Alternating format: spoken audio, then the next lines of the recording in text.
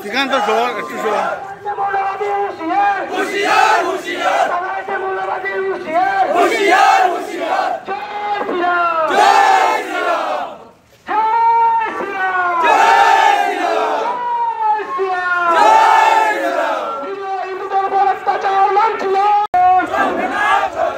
ছাত্র সংগঠনের নেতা ইংলিশ খান হুশিয়ার ইংলিশ খান হুশিয়ার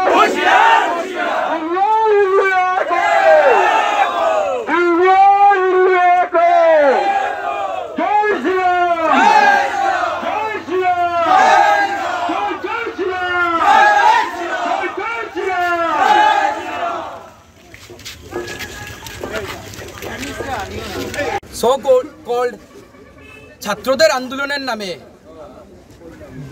মাদ্রাসায় শিক্ষিত যে ছাত্ররা তালিবানিভাবে হিন্দুদের উপর আক্রমণ করেছে, জিহাদি মৌলবাদীরা মাদ্রাসায় শিক্ষায় শিক্ষিত নিরীহ হিন্দুদের উপর, সংখ্যালঘুদের উপর, হিন্দু খ্রিস্টান বুদ্ধিস্টদের উপর আক্রমণ করেছে, তার নিন্দা জানায় এবং গণতান্ত্রিক পদ্ধতিতে একটি সরকার নির্বাচিত হয়েছিল বাংলাদেশে, সেই সরকারকে উৎখাত করেছে। তাদের ব্যাপার সরকার উৎখাত করুক না করুক, কিন্তু সেটা রাজনৈতিক কোনো কারণ নয়। হিন্দুদের মন্দিরে অগ্নিসংযোগ করেছে, হিন্দুদের ব্যবসা প্রতিষ্ঠান লুটপাট করেছে, হিন্দুদের ঘরবাড়ি জ্বালিয়ে দিয়েছে, হিন্দুদের উপর নানানভাবে অত্যাচার করেছে। আমি তাদেরকে বলে দিতে চাই, বাংলাদেশিরা মনে রাখবেন, আপনাদের দেশ আমাদের ভারতবর্ষ স্বাধীন করে দিয়েছিল। যদি ভারতের প্রধানমন্ত্রী শ্রী নরেন্দ্র মোদীজি ভারতের সেনা যদি বাংলাদেশ পাঠিয়ে দেন, তাহলে বাংলাদেশ বুঝতে পারবে। আর আমি প্রধানমন্ত্রী নরেন্দ্র মোদীজিকে আহ্বান করছি, যাতে বাংলাদেশে ভারতীয় সেনা পাঠিয়ে বাংলাদেশের সংখ্যালঘুদের সুরক্ষা দিন। না হলে বাংলাদেশকে দুই ভাগে ভাগ করে একটি ভাগ সংখ্যালঘুদেরকে দিয়ে দিন, যাতে সংখ্যালঘুরা থাকতে পারে, নির্ভয়ে জীবনযাপন করতে পারে। আমি ধন্যবাদ জানাই আসামের প্রিয় মুখ্যমন্ত্রী হেমন্ত বিশ্ব শর্মা মহোদয়কে, যিনি মাদ্রাসা বন্ধ করে দিয়েছেন আসামে। ভারতের প্রত্যেকটি রাজ্যে যাতে মাদ্রাসা বন্ধ হয় তার দাবি জানাই। আর এবং বাংলাদেশিদেরকে জবাব দিতে আমরা প্রস্তুত। 55টির অধিক জেলায় হিন্দুদের উপর আক্রমণ হয়েছে, লক্ষ লক্ষ হাজার হাজার ঘরে আক্রমণ হয়েছে। তো তার তীব্র নিন্দা জানাচ্ছি, আর সেই সন্ত্রাসবাদী মৌলবাদীদেরকে হুঁশিয়ার করে দিচ্ছি, যাতে আমাদের দ্বারা আপনাদের দেশ স্বাধীন হয়েছে, আপনারা ভুলে যাবেন না। আমি আমাদের প্রধানমন্ত্রীজির কাছে আবারও দাবি জানাচ্ছি, ভারতীয় সেনা বাংলাদেশে গিয়ে বাংলাদেশের হিন্দুদের, সংখ্যালঘুদেরকে সুরক্ষা দিন। ভারতীয় সেনা ওখানে যাওক, সুরক্ষা দেওক, না হলে ওই দেশটি দুই ভাগে বিভক্ত করা হোক, সংখ্যালঘুদের জন্য একটি দেশ দেওয়া হোক।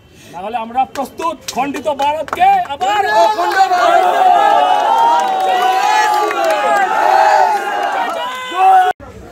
আমরা আজ বাজারিছড়াবাসী, বিশেষ করে আমি বাজারিছড়াবাসী বলে বলবো না, বলবো আমি ভারতবাসী হিসাবে, আজ আমরা বিগত 4 এবং 5 তারিখ বাংলাদেশে যে ঘটনা ঘটেছে সেটা নিতান্ত তাদের আভ্যন্তরীণ ব্যাপার, কিন্তু এই ঘটনার পরিপ্রেক্ষিতে আমাদের হিন্দু সমাজের উপর যেভাবে অবাঞ্ছিত ঘটনা ঘটছে, অত্যাচার চলছে, মা ভাই ভগিনীকে নির্যাতন করা হচ্ছে এবং আমাদের মন্দির এবং আমাদের সনাতনী যে দেবদেবীর আস্থানা আছে সেগুলোকে ভেঙে চুরমার করা হচ্ছে।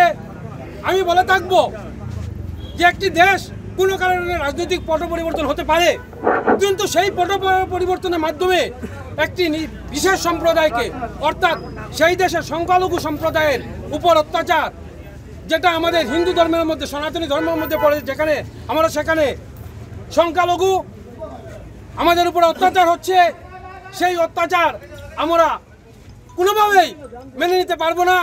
কেন আমাদের ভারতবর্ষ একটা ধর্মনিরপেক্ষ রাষ্ট্র যদিও বটে, কিন্তু এখানেও সংখ্যালঘু সমাজ রয়েছে, কিন্তু আমরা তো কখনো ব্যক্তিগতভাবে তাদের উপর কোনো ধরনের আঘাত হানিনি বা আঘাত হানারও আমাদের মধ্যে সেই চিন্তাধারা ভাবধারা নেই।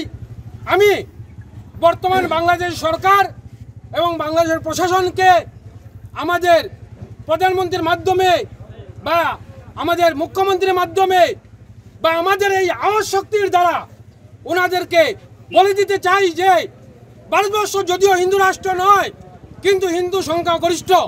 মনে রাখবেন, যদি কোনোদিন ভারতবাসী আপনাদের দিকে একটি লাঠি নিয়ে অগ্রসর হয়, তা আপনাদের বন্দুক আটকাতে পারবে না। আপনাদের জনসংখ্যা কত? ভারতবর্ষ যে বরাক ভ্যালির যে আয়তন, সে আয়তনের চেয়েও ছোট আপনাদের বাংলাদেশ। আমরা যদি শুধু বরাকবাসী সমবেত হয়ে হিন্দু মুসলিম ভেদাভেদ বলে যদি আমরা বাংলাদেশের দিকে ধাবিত হই, আপনাদের অস্ত্র ভান্ডারও আমাদের ওজন বহন করতে পারবে না। তাই ভারতবাসীর পক্ষ থেকে এবং সনাতনী সমাজ ভাইচারার পক্ষ থেকে আপনাদেরকে হুঁশিয়ারি করে দিতে চাই যে আমরা শান্ত আছি, আমরা ভাতৃসুলভ ভাব চাই এবং কখনো হিংসার দিকে আমরা উদ্যত নই। আমরা হিংসার দিকে উদ্যত হব না।